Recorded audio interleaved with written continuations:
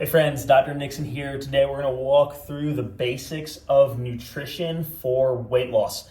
We're going to walk through the basics. So if you're brand new at health, at lifestyle, changing nutrition, reading food labels, this is definitely for you. It is one of the easiest ways to get started with fat loss. I've walked hundreds of patients through this and seen fantastic changes when you take action. I wrote up this nice little acronym, MEAT, FAT, SALLY. I'm going to walk you through the 3 steps of how to do and change your nutrition for weight loss. Number 1 is meats. Protein is really, really important. One of the first things I want you to do is take a normal day in your life and calculate how many grams of protein am I consuming in a day.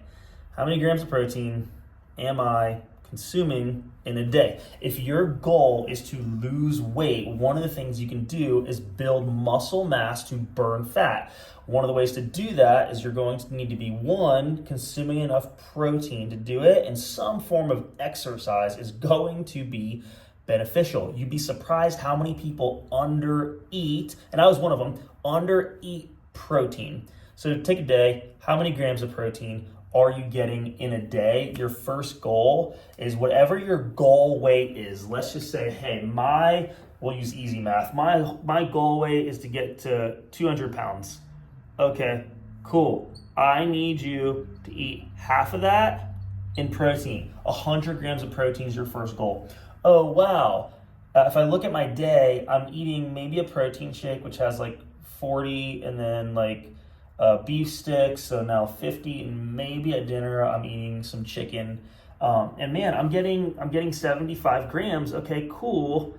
If you can increase that to 100, you're going to be able to burn more fat by putting on more muscle. The important part there is you may not see the scale move as much as you want in the beginning, but what you are going to see is your clothes fitting different and your body composition changing. So number 1, healthy protein. Now I'm going to talk about this real quick. There's a difference between good protein and bad protein. That shouldn't surprise you. When Dr. Nixon, when you say good protein, what are you referring to? When you look at beef, you want your beef to be grass-fed beef. You want your chicken to be free-range chicken. You want your fish to be wild-caught fish. The opposite of wild-caught is called farm-raised. Fish don't grow on farms. They don't. So you want to make those nutrition changes. That will give you healthy meat. The opposite of this healthy meat is called conventional meat. The reason you want to stay away from conventional meat, I'll give you one easy example. They inject hormones, specifically estrogen growth hormones, into cows. Why? To make them bigger. Why? To sell them for more money. You are what you eat. And if you're eating meat, red meat, loaded with estrogen, guess what you're absorbing? Estrogen.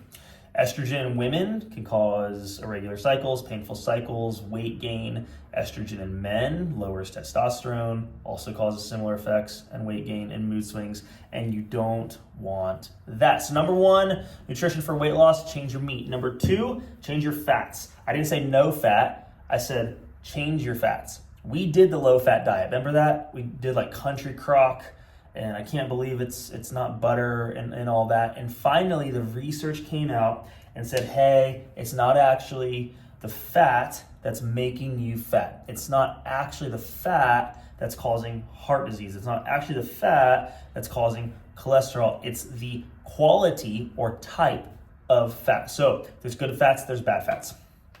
There's good ones about it. Here's the list of good ones I love to use in our home. Coconut oil, extra virgin olive oil, avocado oil, grass-fed butter, ghee. These are clarified butter. These are healthy fats that you want to consume. You want to stay away from the seed oils, your peanut oils, your vegetable oils, canola, cottonseed, etc. Stay away from those seed oils. Changing your fat. Why? Healthy fats help you burn fat. There's a compound called conjugated linoleic acid. That's your fun word for the day. Conjugated linoleic acid is what is in healthy fats, has been shown to help your body burn fat. Awesome. Number 3, my favorite, Sally. Why is she my favorite? Because she's sweet. You want to get rid of sugar. Sugar. What kind of sugar? That kind. I don't care if it's white sugar or brown sugar, coconut sugar, sugar in the raw, invert sugar, which is upside down sugar. It's all, at the end of the day, it's all still what? It's still sugar. What you want to start doing is just take a very real assessment of how much sugar am I consuming on a daily basis. All right, so in the morning I wake up and I put sugar in my coffee, and then I have a little energy drink right before lunchtime, and then we go out to lunch with the colleagues and I drink a soda, and then like the snack bar at the office I grab like a donut, and then for dinner time, at the end of the day, you're consuming a lot of sugar. Sugar is a micronutrient and an micronutrient, it's an anti-nutrient. Anti-nutrient means it actually requires other nutrients to get rid of sugar molecules in your body. It requires effort. It requires energy. It's part of the reason why when you consume a massive amount of sugar and you go into this sugar coma and you just want to lay on the couch, it's because insulin's going up. It affects your blood sugar and requires excess energy to be used to regulate that. Sugar feeds cancer. Sugar is the number one cause of type 2 diabetes. Sugar goes through your kidneys, filters through your blood, eats away your kidney walls, decreasing your body's ability to filter out toxins. There's plenty of reasons to consume less sugar. So take an evaluation. Where are you at? Start doing other things. Well, what do I do instead? Here's what you don't do instead. Fake sugar. Artificial sweeteners are just as bad. Splenda, sucralose, what other ones out there? Aspartame, there's the other one, as an excitotoxin. You don't want to do that stuff, so what do you want to do instead? Instead, you want to find, there's some natural sugars that we would find that are in fruit, right? So blueberries have fructose in them, fruit sugar. We go, oh, okay, that's a natural sugar. Things maybe like maple syrup or honey, right? Raw local honey in moderation. We'd be like, okay, that's decent. There's sugar alcohols, things like stevia or xylitol, which you can use and it won't spike your blood sugar. If you can consume too much of it, it can cause digestive distress.